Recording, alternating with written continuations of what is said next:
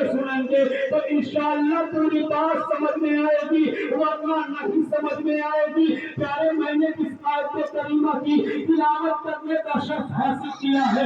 رب تبارک و تعالیٰ قرآن پاک میں ارشاد فرماتا ہے وَلَا تَقُولُوا لِمَن يُقْتَلُ فِي سَبِيلِ اللَّهِ أَمْوَاتٌ بَلْ أَحْيَاءٌ وَلَا تَقُولُوا لِمَن يُقْتَلُ فِي سَبِيلِ اللَّهِ أَمْوَاتٌ۔ جو لوگ اللہ کے راستے میں مار دیے جائیں، جو لوگ اللہ کے راستے میں قتل کر دیے جائیں، جو لوگ اللہ کے راستے میں شہید کر دیے جائیں، انہیں مردہ نہ کہو بلکہ وہ زندہ ہے، اور تمہیں ان کی زندگی کے بارے میں کچھ شعور نہیں ہے۔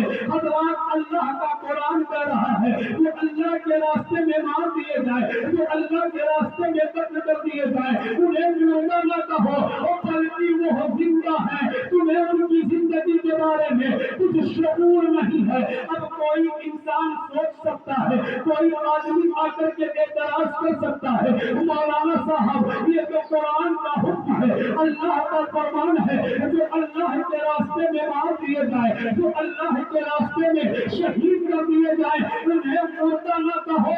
ہم مردہ نہیں کہیں گے بلکہ ہم سوچ سکتے ہیں، ہم گمان کر سکتے ہیں، ہم خیال کر سکتے ہیں، ہم تصور کر سکتے ہیں، اس لیے کہ ہم اپنی آنکھ سے دیکھ رہے ہیں کہ جس کی کا تن تن سے گناہ ہو گئی ہے وہ یقیناً مردہ ہو چکا ہے، جس اوپر نہ جانے کئی زخم کاریاں لگی ہوئی ہو یقیناً وہ مردہ ہو گیا ہوگا۔ ہم کو سوچ سکتے ہیں، خیال کر سکتے ہیں، گمان کر سکتے ہیں اور آرزو رکھ سکتے ہیں، تو اللہ نے اس پر بھی پابندی لگا دی، اور قرآن میں اللہ نے فرما دیا وَلَا تَحْسَبَنَّ الَّذِينَ قُتِلُوا فِي سَبِيلِ اللَّهِ أَمْوَاتٌ بَلْ أَحْيَاءٌ عِندَ رَبِّهِمْ يُرْزَقُونَ۔ اللہ نے پابندی لگا دی تمہارے سوچنے پر بھی، تمہارے خیال کرنے پر بھی، تمہارے آرزو رکھنے پر بھی، تمہارے گمان کرنے پر بھی، اور اللہ نے فرما دیا اے لوگوں جو اللہ کے راستے میں شہید کیے جائیں انہیں مردہ نہ کہو، انہیں مردہ گمان بھی نہ کرو بلکہ وہ زندہ ہے، اور رب کی طرف سے انہیں زندگی دی جاتی ہے، رب کی طرف سے انہیں رزق ملتا ہے، رب کی طرف سے انہیں رزق دیا جاتا ہے۔ اے ملت کے نوجوانوں اور آگے بڑھو، غور سے میری بات کو سننا، اگر آپ غور سے میری بات کو سنیں گے تو انشاءاللہ بات سمجھ میں آئے گی۔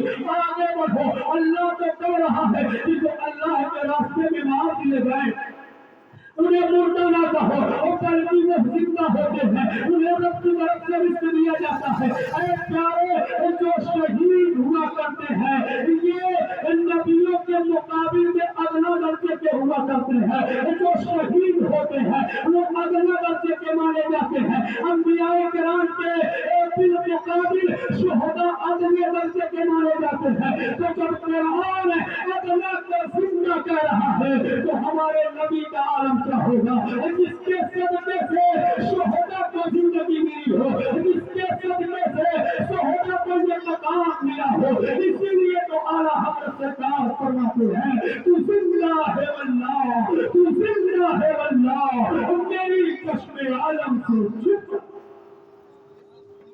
بات سمجھ میں آ رہی ہے؟ سمجھ رہے ہیں؟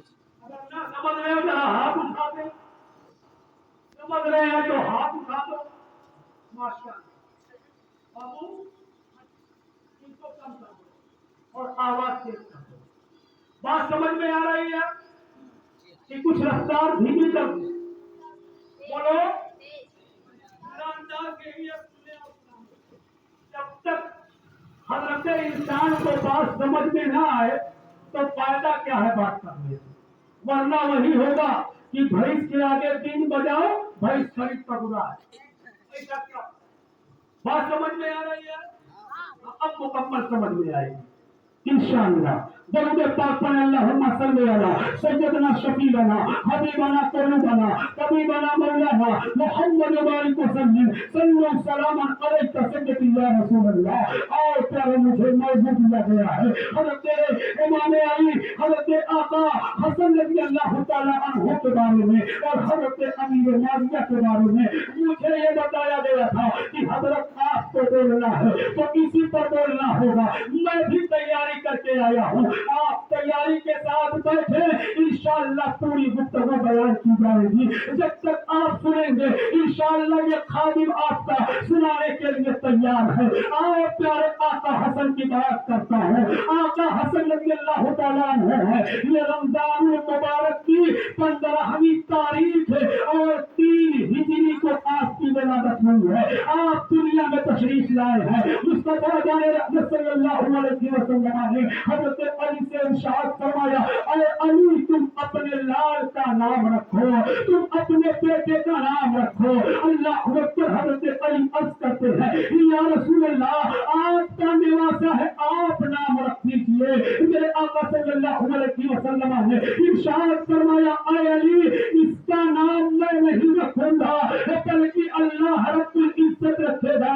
इतने में हजरत जिब्रील अमीन है दाएं सिदरा छोड़ करके बारगाह रसूल में हाजिर हुए और जब बारगाह रसूल में हजरत जिब्रील आए हैं, अर्ज करते हैं, या रसूल अल्लाह अल्लाह तबारक व तआला इस बच्चे की विलादत पर मुबारकबाद पेश करता है और इस बच्चे का नाम हजरत हारून के बेटे उनका नाम शब्द था जिसका माना होता है हसन। या रसूल अल्लाह और या रसूल अल्लाह अल्लाह रब्बुल इज्जत आपके बेटे का नाम हसन रखता है। अल्लाह अकबर। मेरे आका सल्लल्लाहु अलैहि वसल्लम ने हजरत हारून के बेटे शब्बर का शब्बर के माना होता है हसन।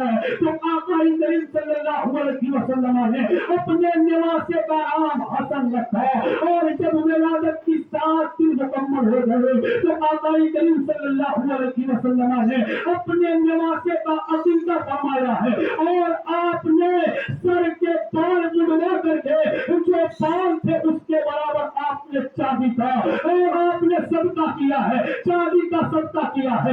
इसलिए तो आला हजरत सरकार फरमाते हैं,